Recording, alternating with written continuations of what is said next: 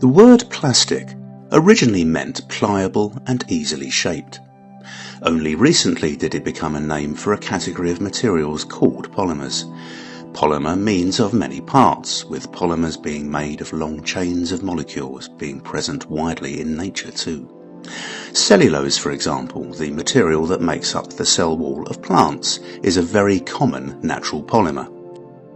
Over the last 150 years, humans have discovered how to make synthetic polymers, occasionally using natural substances like cellulose, but more often using plentiful carbon atoms provided by petroleum and other fossil fuels. Synthetic polymers are made up of long chains of atoms, arranged in repeating units, often much longer than those found in nature. It is the sheer length of these chains and the patterns in which they are arrayed that make polymers so strong, lightweight and versatile.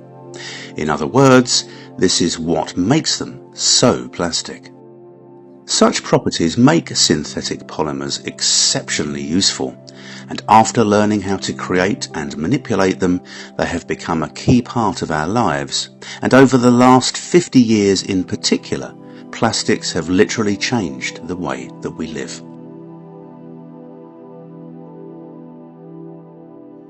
The original synthetic polymer was invented in 1869 by John Wesley Hyatt, being inspired by a New York firm's offer of $10,000 to create a substitute for ivory.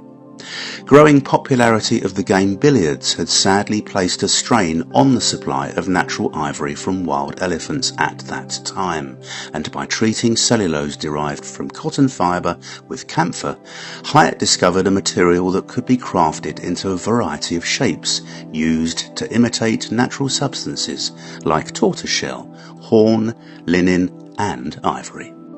This discovery was revolutionary, and for the first time, human manufacturing was not constrained by the limits of nature.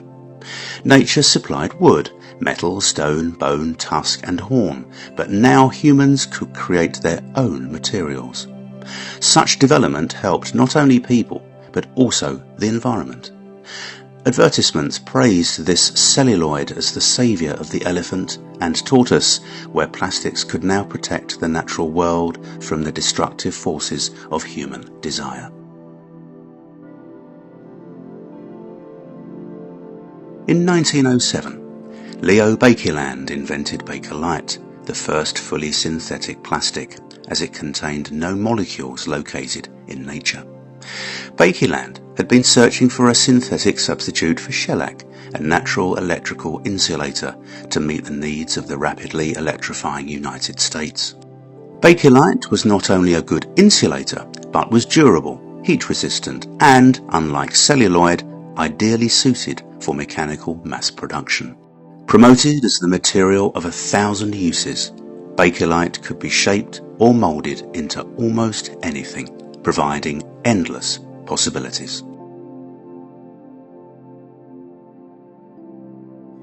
World War II created a great expansion of the plastics industry in the United States in particular, as industry provided a route for military success.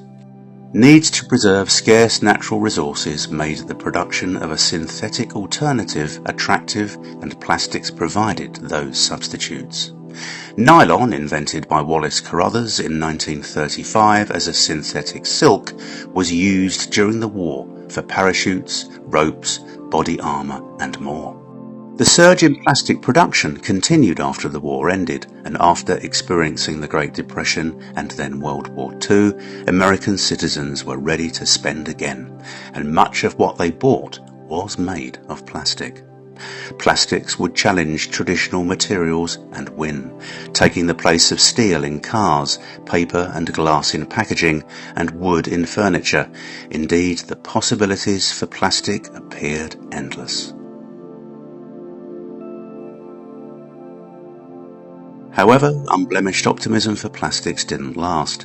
Post-war year experienced a shift in American perceptions, as plastics were no longer seen as unambiguously positive. Plastic debris in the oceans was first observed in the 1960s, when Americans became aware of environmental issues. Rachel Carson's 1962 book, Silent Spring, explained the dangers of chemical pesticides, and in 1969 a major oil spill occurred off the California coast when the polluted Cuyahoga River in Ohio caught fire, highlighting concerns about pollution. This concern was then in the public domain, and plastic would slowly become a word synonymous with cheap, flimsy or fake products. Plastic's reputation worsened in the 1970s and 1980s as anxiety about waste increased. It became a specific target as plastic products were designed to be disposable, but would to the contrary last forever. The plastics industry then offered recycling as a solution, and in the 1980s would lead influential drives encouraging locations to collect and process recyclable materials as part of their waste management systems.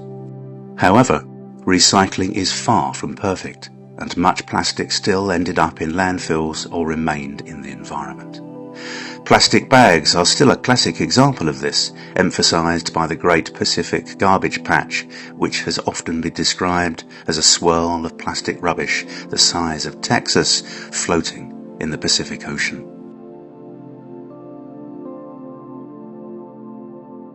Since plastics have a valuable place in our lives, some scientists are attempting to make plastics safer and more sustainable.